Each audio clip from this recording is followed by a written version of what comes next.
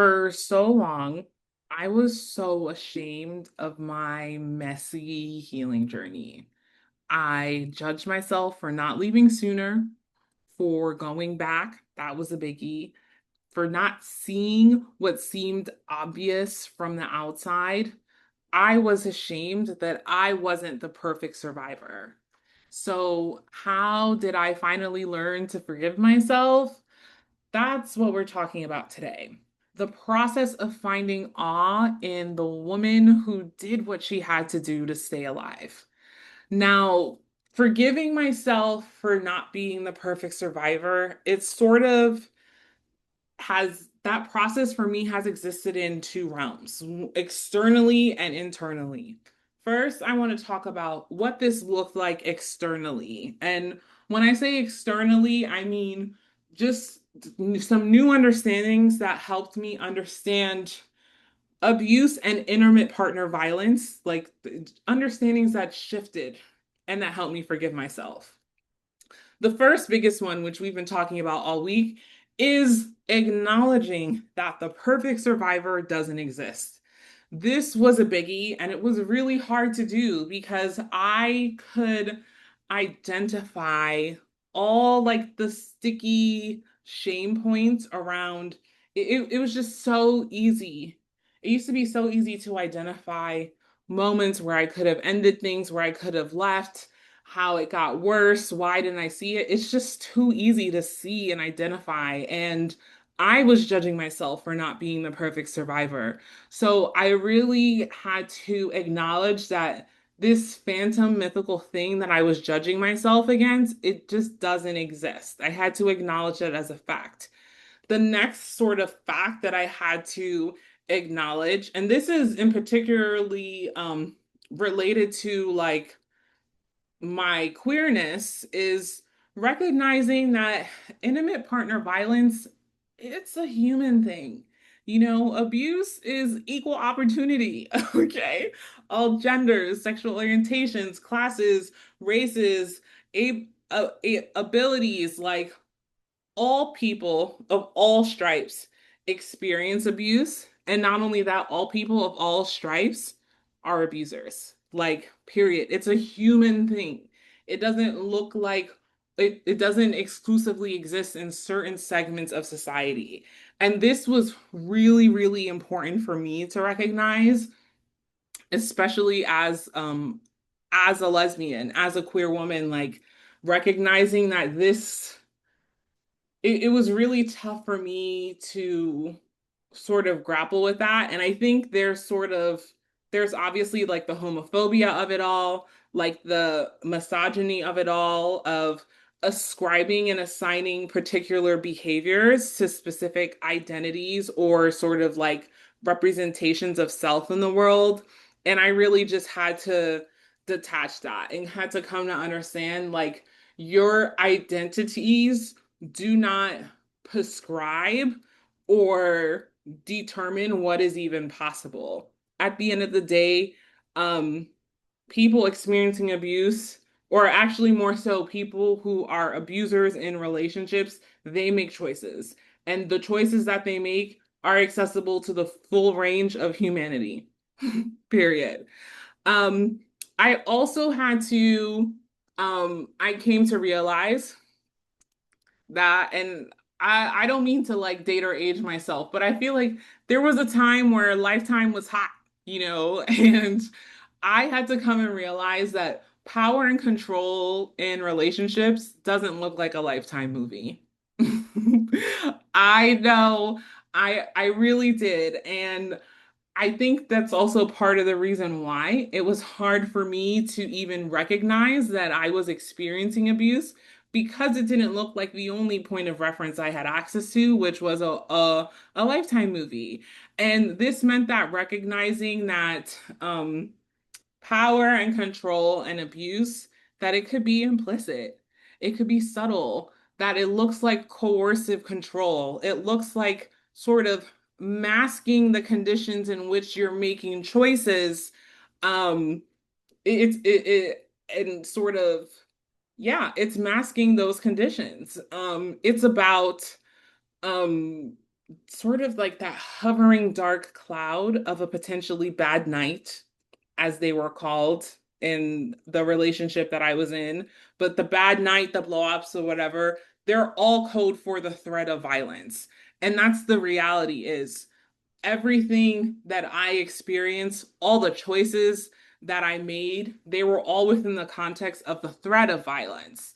And it wasn't like as blatant as I am threatening you, or it wasn't as blatant like if this, then that, but just experiencing it and having a strong desire to avoid it meant that that cloud and that threat was always there and always operating in the background. And at least old school lifetime, I didn't recognize that I for my references, I didn't understand that, I didn't see that. Um this last piece, and this piece is also just related to my own lived experience. Because I'm 6'2". I'm a tall woman. And I don't know if I'd consider myself physically strong. Like I can how I measure my strength is like, can I hustle with 6 bags of groceries so I don't have to do a second trip? Absolutely. But I don't know how that equates to in terms of physical strength. But I I had to sort of recognize that, and but that's important to name because I kind of judge myself again against being the perfect survivor because I am 6'2". I was like physically larger than my ex. But I had to come to see that violence was just not about physical strength. Violence is also about opportunity, right? Number one, part of the reason why IPV is able to thrive is because, as uncontrollable as it seems, abusers and harm doers choose to enact violence when you're alone. Pretty much, like more often than not. They choose to enact violence when you're alone or in front of other beings or people that can't or won't hold them accountable, like pets or kids, right? And that's a very calculated choice. Like my ex was the person, and it's part of the reason why, when people experience this, it's so hard for people to imagine someone being this way. People really be running a mile a minute with how people choose to prevent themselves in the context of accountability, of being in a shared public space where if you act out of pocket, people are going to call you out. People really over assume and extrapolate and project that what you do in a public sphere is exactly what you choose to do in private. And that's just simply not the case. And I really had to, when thinking about violence as being opportunity, this really allowed me to forgive myself because, at the end of the day, living with someone, living with a partner, a romantic partner, the person you choose is like, trusting them, loving them, and living with them. That equals like natural moments of vulnerability because constant vigilance is impossible. And that's literally what trust is. It's like you're believing that you can let your guard down, that you can rest because you are at home because of this. And it's just not feasible or possible for humans to live in constant vigilance. And we see and know the consequences of living in a hypervigilant way. And so for me, like living with someone who was violent and like having natural moments of vulnerability, for example, meaning when I'm in bed, when I'm on the couch, when I'm sitting down, like when my ex-wife like attacked me, I was always, almost always, when I think about it, physically lower than her because I was a natural moment of vulnerability. I can't stand forever. I gotta sleep, you know? And so all of these things, I had to like understand these things about violence and abuse to forgive myself for not being the perfect survivor because that was all of sort of the context um that was invisible, but I had to acknowledge in order to have like a softness and a compassion and a kindness with myself. Now, there is the internal things that I had to work through and accept in order to be able to forgive myself. And one of the first thing is it really, I had to recognize, I realized that, and I think this is one of the most compassionate things I ever could have done for myself in my healing journey. But I recognize that it's really, really hard, like really fucking hard to recognize abuse when, and I will own it. It was hard for me to recognize abuse when at my core, I felt unworthy and undeserving. I had a really unsafe inner world. Like I just wasn't nice to myself. And I held myself to an impossible standard. And I would be horrified to talk to anybody that I care about the way that used to talk to and consider myself. Um, Not only that, it's really hard to recognize abuse. Oh, and that's important because of how unsafe and harsh my inner world was. When sort of the veil did drop and like my ex would kind of go on about on her shit, it's like it's now I look back and it's easy to wince. And at the time, the things that she um put me down for or used to sort of like enhance my sense of wrongness, it wasn't that different from what I was thinking about me.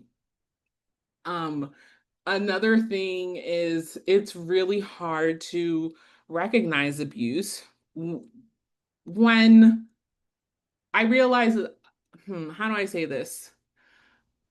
I recognize that the combination of like my lived experiences and the messages I received, like my lived experience, my childhood and lived experience as adult, as well as like the messages I received about my value in the world as like a awkward, gangly dark-skinned black girl.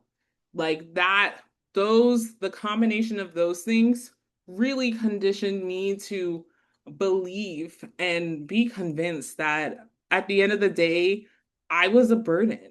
And it's really, really hard to recognize abuse when you, at your core, believe that you're a burden and have been conditioned as such. And the not only have been conditioned, but the thing about conditioning is you have all of these damn data points that prove it. So even if the doubt creeps in, it's like, bam, more data to prove that it's wrong. So I forgave myself.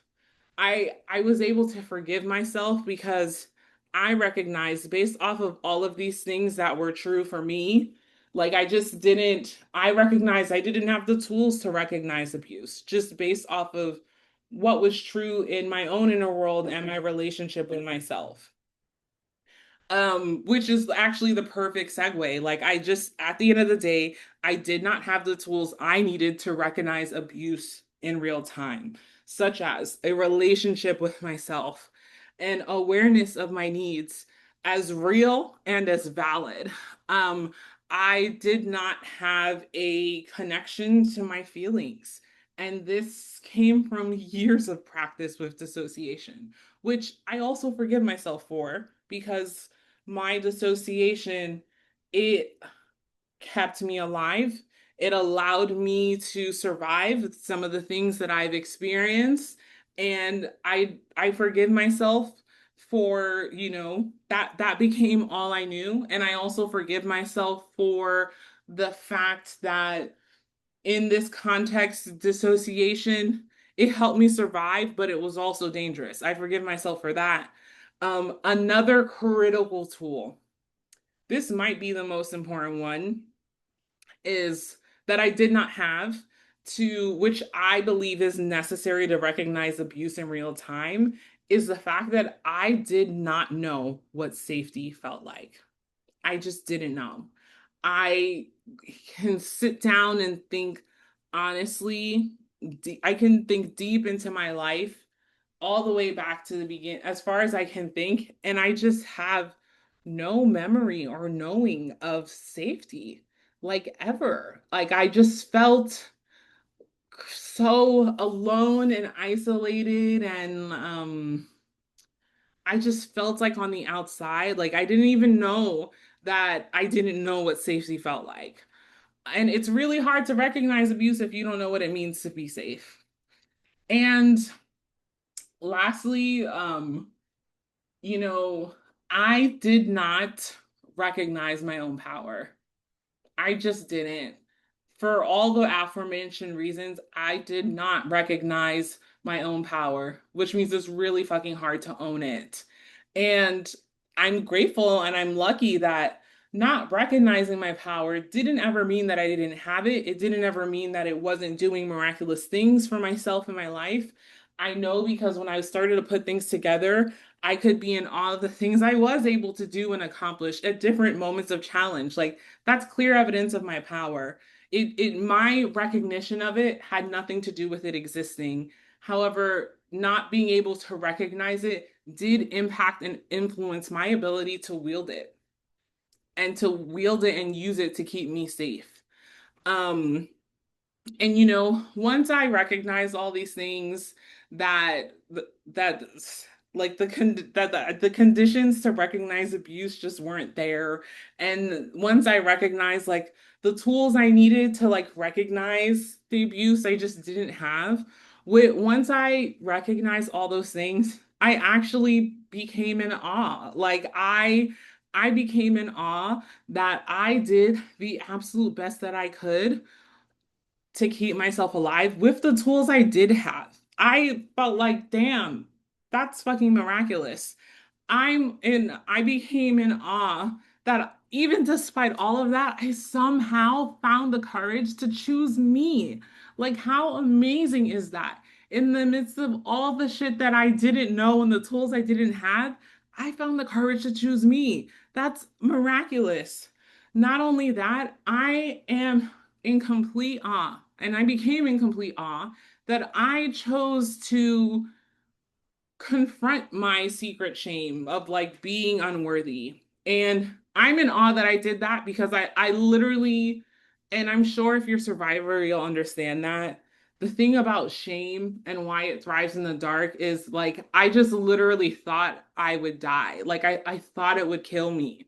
And I chose to confront it anyway. And which in some ways a death of a sorts did occur because I discovered when I confronted my secret shame of feeling and believing that I was unworthy, I discovered that I was so worthy. I was worthy of support, compassion, space, and resources in that moment and all along. I've been worthy my whole fucking life. And what a relief it was to see that. And this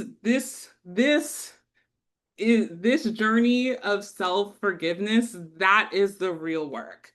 That the journey of self-forgiveness, that is where I found so many beautiful things that I wasn't expecting to find. And it's really hard. It's so fucking hard and it's so damn courageous. So if you're out in these streets, out here forgiving yourself, like you go. Like I have so much respect for you because it is like the scariest shit to do in the whole wide world. At least it's been some of the scariest things that I've ever done. This journey of self-forgiveness is the real work. If you want to go deeper on this, my companion article on dismantling the perfect survivor myth is available below, y'all. The link is right at the top of the description. So this was a vulnerable one to share. I'm curious and would love to know what part of your messy journey are you learning to see as an act of courage? Let's talk about it in the comments. I'll see you Monday. Bye, y'all.